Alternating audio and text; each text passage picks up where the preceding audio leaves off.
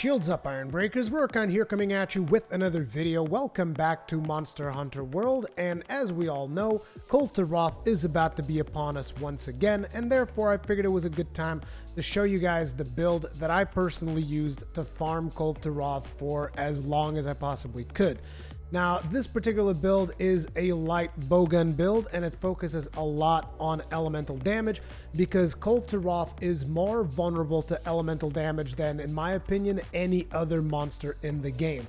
Like, if you have high elemental damage weapons, Kulve Taroth is hands down one of the monsters you want to optimize for those weapons because it is going to make the biggest difference. Now, having said that, Kulve Taroth is vulnerable to two different elements in her two different phases. So the first phase, while she still has the golden cloak on top of her body, then she is vulnerable to lightning, but only in the golden cloak pieces. So if you actually hit body parts of Kulve Taroth, then she is still vulnerable to ice. But naturally, in that first phase of the fight, you'll want to focus down lightning damage because you want to bring down that golden cloak so that you can maximize the rewards that you get. By the way, if you still haven't seen a guide on Kulve Taroth and you guys are curious about it, you can look to the top right hand side of this video right about now, and there should be a card showing up which will link you to my Kulve Taroth guide that I've done in the past. But anyways, moving onwards. So during the first phase, you want to focus on lightning damage onto her golden cloak so that you can break it down and increase the number of rewards that you get. Which means that during that particular phase, you're going to be wanting to use an elemental light bowgun that deals lightning damage. Now, in my case, I'm going to be using the Taroth Blitz Pierce. And that is the version of the build that I will show you. You will see that it is very easy to adapt this build for the ice version of the weapon. But anyway, in case you don't have the Taroth Blitz Pierce, maybe you're just starting out Kulve Taroth, or maybe you weren't lucky enough to get the Taroth Blitz Pierce, the other weapon that you will want to get, which you can craft, is the Lightning Blitz 3. Now, what's common between these two weapons? Well, both weapons can fire elemental rounds of thunder, both weapons can fire slicing ammunition, and both weapons can fire paralysis. And these are all extremely important things. Actually, I should have mentioned, not only they can fire thunder ammunition, they can rapid fire thunder ammunition. And in case you don't know the difference between firing normal ammunition and rapid firing ammunition, basically your gun shoots the ammo 3 times. Now, the second 2 shots are not going to deal as much damage as the first one, but they still deal a significant amount of damage. And elemental ammunition pierces a little bit. Like, it doesn't pierce as much as a piercing round, but it will pierce a little bit through the monster, so you're going to be dealing a lot of damage, especially because, like I said, she's very vulnerable to elemental damage. Now, this is for the first phase. Now, for the second phase, the weapon that I use is the Taroth Blitz Spread. And again, in the event that you do not have the Taroth Blitz Spread, you're going to want to get Daora's Hornet. Now, you can craft the Daora's Hornet. It is not RNG, so no excuses there. And the thing that these weapons will do for you is they also have elemental damage, rapid fire elemental ammunition. In this case, freeze ammunition is what you want to get with this particular gun. And not only that, but they also have slicing and sleep. Now, the really cool thing about all of these guns that I'm talking about right now is the fact that for the first phase, you're still going to have access to paralysis, which is particularly useful if you ever see that Kulve Taroth is standing in front of a cannon or something. You can just straight up paralyze her, give time for your team to load up that cannon and shoot the crap out of her. So it is very useful to be able to do that. And then in the second phase, when you're going to go back to base and you're going to swap sets for your freeze set, you're going to be using the freeze guns. During that phase, you're going to have access to sleep.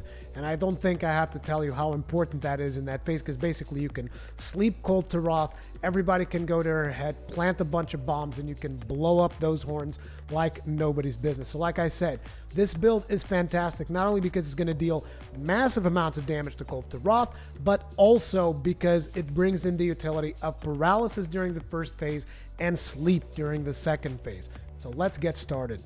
Okay, so like I said earlier in the video, the build that we're going to be focusing on is going to be the Thunder version of this build. So this is for the very first stage of the Kulve Taroth fight. And for that, we're going to be using a Thunder ammunition light bowgun, which is the Taroth Blitz Pierce. Now, if you do not have the Taroth Blitz Pierce because you weren't lucky enough, or maybe you haven't gotten to farm Kulve Taroth yet, you should be using the Lightning Blitz 3 because it also has rapid fire thunder ammunition, as well as paralysis and slicing, so it pretty much shares all the ammunition types with this weapon. However, I do believe it has a little bit less damage and it doesn't have a decoration slot. But don't worry about it because I will tell you when we get to decorations how to get around that particular problem. But anyways, either the Taroth Blitz Pierce or the Lightning Blitz 3 is the weapon that we're going to be using.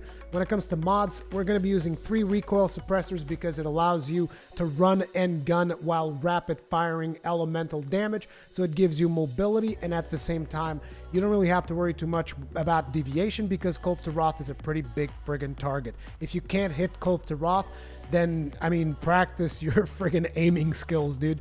So, moving onwards, when it comes to armor, we have Xeno'jiiva Headgear Beta.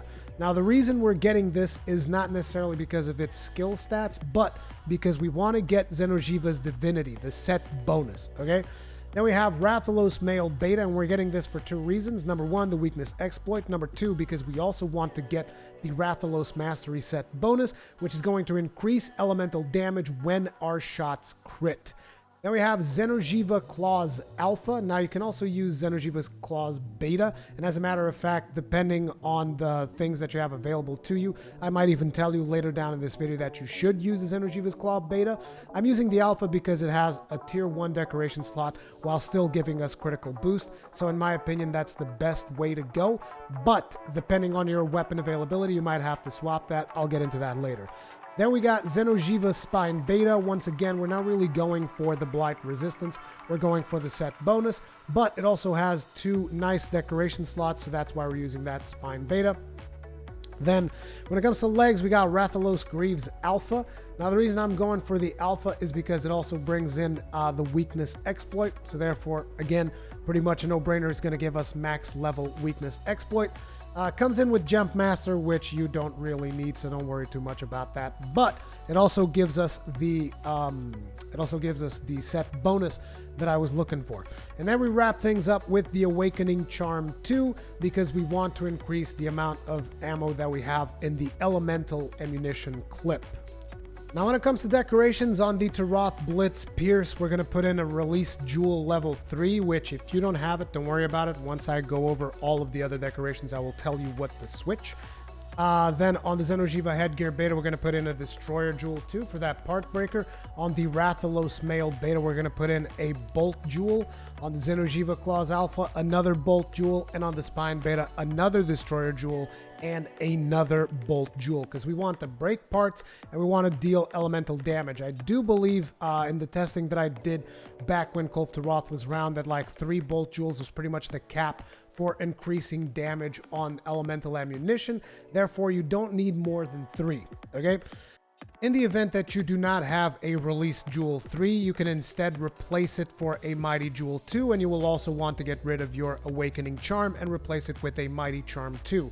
The reasoning behind this is because if you cannot get free element ammo up to level 3, then it is not worth it to have it because we're just using that to get 1 additional round in the magazine for elemental damage, and if you can't get it, then that skill is completely worthless for you. So let's get some more affinity so that you crit more often and you can take advantage of the Rathalos set bonus more often instead.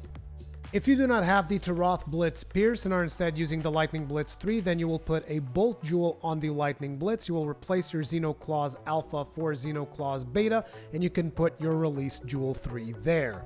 If you do not have the Kulve Taroth Pierce or a Release Jewel, then you can use Lightning Blitz 3. With a Bolt Jewel, you'll use Xeno'jiiva Claws Beta with a Destroyer Jewel, thus giving you level 3 Destroyer, and you will use a Mighty Charm instead of the Awakening Charm. Taking a look at the final build, which might vary slightly from what you are seeing here depending on your equipment availabilities and decoration availabilities, but the intent was to get Thunder Attack level 3, free element ammo up level 3, or it might be maximum might here if you didn't have the decorations for it, a Weakness Exploit level 3, Blight Resistance level 2, Part Breaker level 2, or maybe level 3 depending again on the version of the build that you made, Flinch Free level 2, Critical Boost level 1 or nothing depending on the version of the build that you made, and Xeno'jiiva's Divinity, which is going to make it so that every now and then your shots do not consume ammunition, and finally Rathalos Mastery Critical Element, which is going to make it so that your elemental shots deal more damage when your shots crit. That right there, ladies and gentlemen, is, in my opinion, one of the best builds for farming Kulve Taroth. If you guys are not that confident about using light bowgun, let me tell you something. You can buy all of this ammunition. You don't necessarily have to craft it. I mean, in most cases, you shouldn't even have to craft midway into the fight, depending on how much you shot. And even if you do run out of elemental ammunition, that's why the slicing ammunition is there as well, because it's also going to be very useful. And you can just buy a ton of ammunition, and since you're gonna go back to the base in between the fight anyway, you can just get it then.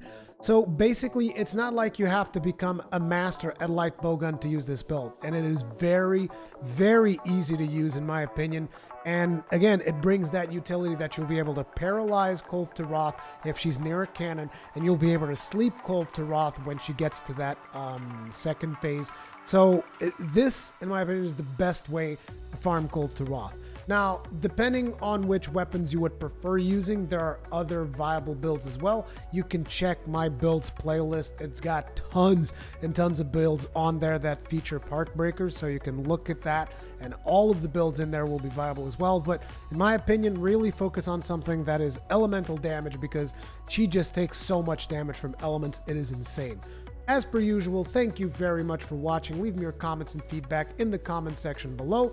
The end slate is showing up right about now, so remember, you can always subscribe to my channel. If you're not already subscribed, then hit the bell icon so that you actually get notifications for all of my videos. And if you want to check out one of the 2 videos that is on the screen right now, make sure to click on it and watch it. Otherwise, I'll see you guys on the next one.